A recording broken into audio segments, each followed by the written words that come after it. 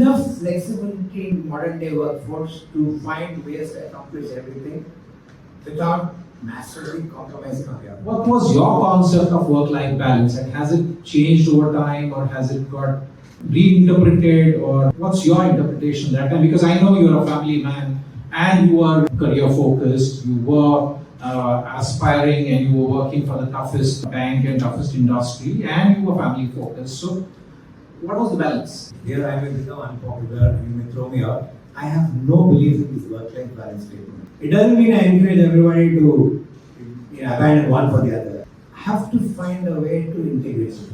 And this, I don't say now, benefit of having been an MD for 40 years. I say, those of you who have known me in the 2000s, if you are obsessed about something, whether it's home or whatever, if many of us are career focused, you have to find. I always said, you can't want the lifestyle of your grandkid with the income of your grandkid with the lifestyle of your grandfather. It doesn't work.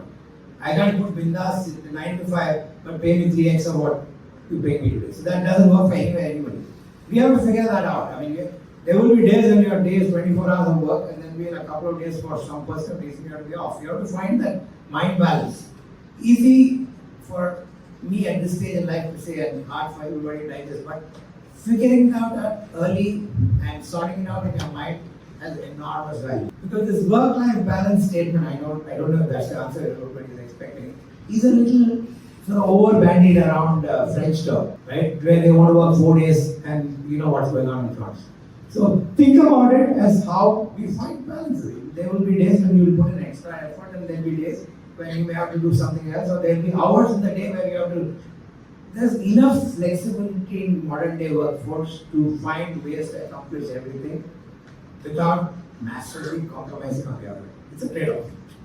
So I have this belief that if you want something quite badly, you will set aside the time. If somebody wants a particular object or a particular person or whatever, they will find ways to get it. So this work-life balance should not become the excuse for compromising everything. It has to be the best way to find a blend of both, and marrying the two is usually way more productive.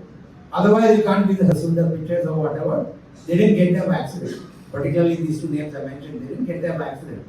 They got there by the dint of their effort, of course. They had some lucky breaks, but they put in the hard yards. So I would think everybody without exception, me, you, whoever, can't desire something out of range if you don't make those extra hard, sort of sometimes give sacrifices, if you will, to get the outcome. Work life, I respect that. I'm blessed. I've had a family that supported me all through, but that's also because of early conversations saying these are our institutional family priorities, these are our personal values, and I would get it started early in your career, early in our lives, because there will be 100 instances over the next 10, 15, 20 years where you have to make that cost. This 9 to 5, I think that's a long dated concept.